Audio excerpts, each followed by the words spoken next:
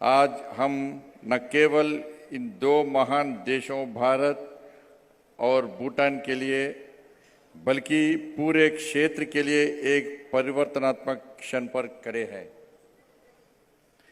दरंगा में immigration checkpost का उद्घाटन प्रगति, साझेदारी और समृद्धि की दृष्टि से हमें एक साझा भविष्य में बांधता है।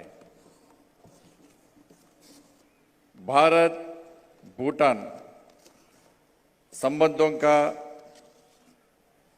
ताना बाना आपसी सम्मान, सांस्कृतिक बंधुत्व और गहन विश्वास के धागों से बुना गया है।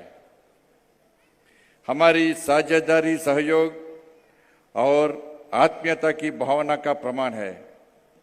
साथ मिलकर हमने सहयोग का जो ढांचा तैयार किया गया है वह जल, विद्युत उत्पादन, सूचना और संचार प्रौद्योगिकी, स्वास्थ्य, सांस्कृतिक आदान प्रदान, कृषि, अंतरिक्ष अन्वेषण और शिक्षा जैसे महत्वपूर्ण क्षेत्रों में फैला हुआ है।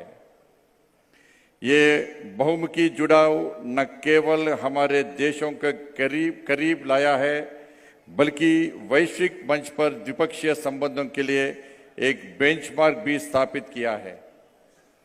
आज जब हम दरंगा में आईसीपी का उद्घाटन कर रहे हैं, हम सीमाओं के पार व्यापार, संपर्क और सहयोग बढ़ाने के लिए अपने देश की प्रतिबद्धता में एक बड़ा कदम आगे बढ़ा रहे हैं। ये अत्याधुनिक सौकर्य न केवल निर्बाध व्यापार को बढ़ावा देने बल्कि पड़ोसी देशों के साथ हमारे संबंधों को मजबूत करने के भारत के आदरणीय यशस्वी प्रधानमंत्री श्री नरेंद्र मोदी जी के विजन का प्रतिनिधित्व करता है। माननीय गृह मंत्री श्री अमित शाह जी के आदेश अनुसार गृह मंत्रालय के अधीन कार्यरत land port authority of India हमारी सीमाओं पर आधुनिक बुनियादी इंफ्रास्ट्रक्चर और प्रौद्योगिक नवीकरण का प्रतिनिधि बनाया गया है। एलपीएई न केवल यात्रियों और व्यापारियों के लिए एक सुखद, सुरक्षित और कुशल रवाना अनुभव सुनिश्चित करता है बल्कि वैश्विक मानकों पर खरा उतरने वाले उन्नत सौकर्यों और बुनियादी इंफ्रास्ट्रक्चर भी प्रदान करता है। दरंगा जैसे आईसीपी के माध्यम से भारत अपना पड़ोसी मित्रों के प्रति लगाव और प्रतिबद्धता को प्रदर्शित करता है, जिससे आर्थिक सहयोग और सामाजिक संबंधों के नए अवसर पैदा करने के भौतिक और डिजिटल दोनों चैनलों का पथ प्रदर्शित होता है।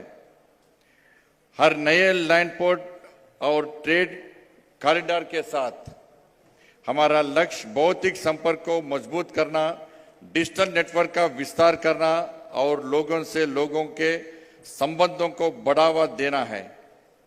आईसीपी दरंगा का बुनियादी ढांचा सक्रिय रूप से इन प्राथमिकताओं का समर्थन करेगा, जिसने व्यवसायों और व्यक्तियों के लिए सीमाओं से जुड़ना और सहयोग करना आसान हो जाएगा। हमारे लाइन पोर्टों का विस्तार मात्र सड़क मार्ग तक सीमित नहीं है। एलपीएई मल्टी मॉडल कनेक्टिविटी को अपनाने की राह पर चल रहा है, जिसका लक्ष्य रेल और अंतर्देशीय जलमार्गों के साथ सड़क रवाना को संयोजित करना और अधिक व्यापार क्षमताओं को ऑनलाइन करना है। हमारा यह दृष्टिकोण क्षेत्रीय सप्लाई चेन को मजबूत करने के साथ साथ कुशल ट्रांसपोर्टेशन विकल्प प्रदान करेगा, जो स्थायी व्यापार प्रथाओं को बढ़ावा देंगे और ट्रांसपोर्टेशन बाधाओं को कम करेंगे। भूमि, रेल और जलमार्गों को जोड़कर हमारा लक्ष्य अपनी पड़ोसी अर्थव्यवस्थाओं को करीब लाना और सीमा पार माल और सेवाओं को निर्बाध प्रवाह को समर्थन करना है। भारत की इस पहल से न केवल लॉजिस्टिक कास्ट में कमी आएगी, बल्कि 2030 तक लॉजिस्टिक परफॉर्मेंस इंडेक्स में टॉप 25 देशों में शामिल होने के सरकार के विजन को भी बल मिलेगा। कुशल और ऑर्गेनाइज्ड लैंड पोर्ट की स्थापना इन उद्देश्यों को प्राप्त करने, रवाना समय को कम करने और समग्र व्यापार लागत को कम करने के लिए आवश्यक, चूंकि ये सभी भारत की आर्थिक वृद्धि और अंतर्जातीय प्रतिस्पर्धा में योगदान करते हैं।